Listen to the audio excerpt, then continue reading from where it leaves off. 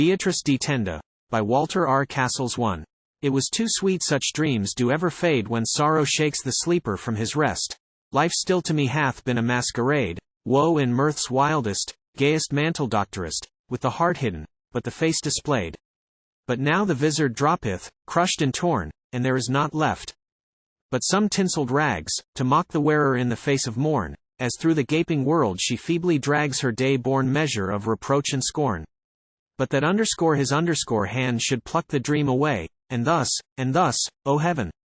It strikes too deep, the knife that wounds me, if not meant to slay, stumbles upon my heart the while I weep. So be it, no hand of mine its course shall stay. False to him? Release me. Let me go before heaven's judgment seat to make appeal, unfold the records of this life, and show all that the secret pages can reveal, that heaven and earth the inmost truth may know.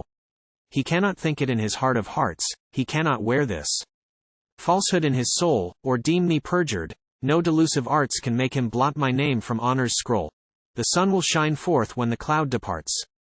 Patience, my heart, error is quick, but truth moves slowly, but moves surely up the earth, wiping from age the heresies of youth, and kindling warmth on the once blasted hearth. Patience, my heart, and rage will turn to ruth. There is no blush upon my brow, though tears are in mine eyes, and sorrow in my heart. This sobbing breast heaves not with traitor fears. No sighs for sin are these that sadly start, and bear their bitter burden to thine ears. And though my woman's strength bend like a reed before the flowing of affliction's river, not for shame, nor for one strumpet deed doth this weak frame bow down, or faintly quiver, as I stand forth alone in deadly need. No, before thee, Filippo, and the world, cased in its petty panoply of scorn, with myriad slavish lips in mocking curled, spotless and innocent, though most forlorn, here stand I, 'gainst the shafts falsehood hath hurled. 2. Confessed the guilty act. What act, my lord, that cometh home to me closer than each hot word, by torment racked, flies at the bidding of false tyranny, that makes it will the pain-wrung falsehood fact? There are full many sins confessed, my lord, in pain of body and in pain of soul, some from the heart unearthed by fire and sword, and stealing forth amid the spirit's dole, with fiery pain sweat seething every word. But none, my lord, that riseth to the sky, bears guilt of mine upon its blistered tongue. Though torture's fire is quick to forge a lie, none from these woman's lips could e'er be wrung. No, none, though on the rack-bed bound to die.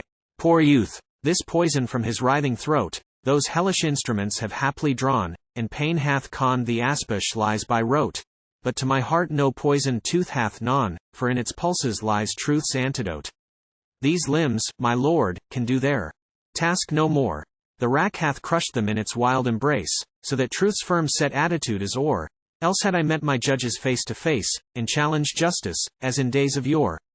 Yet is the spirit strong within me still, and bears me up though manhood's strength succumb, unbent by any blighting blast of ill, through fiery trials, to all false witness dumb. They cannot stain me, though perchance they kill.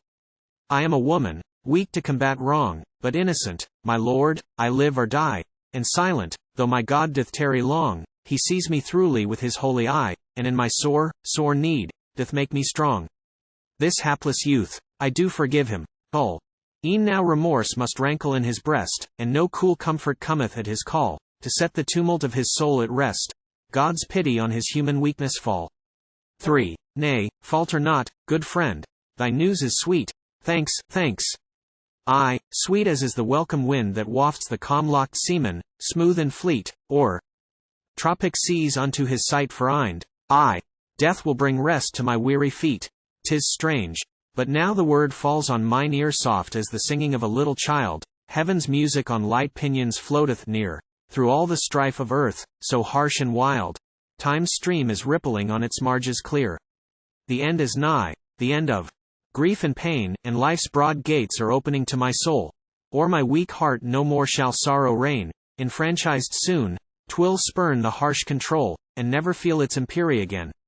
No more, Filippo, shall my hapless life stand betwixt thee and pleasure. Duty's knot shall soon be severed by the headsman's knife, and upon memory one crimson blot shall be the record of a spotless wife. 'Tis well, I would not wander through a haunted mind, ghost-like and fearful in the evening hours, Would God that I could leave my peace behind, to bless thee when the night of sorrow lowers, and thou art rifted by affliction's wind. Shouldst thou awake when I have passed away, shouldst thou see clear the error and the wrong, and truth break on thee with its dazzling ray, as sure it will, for innocence is strong, then may my prayers thine every pang allay. For thee, poor youth, go not unto the grave with a red lie upon thy trembling tongue.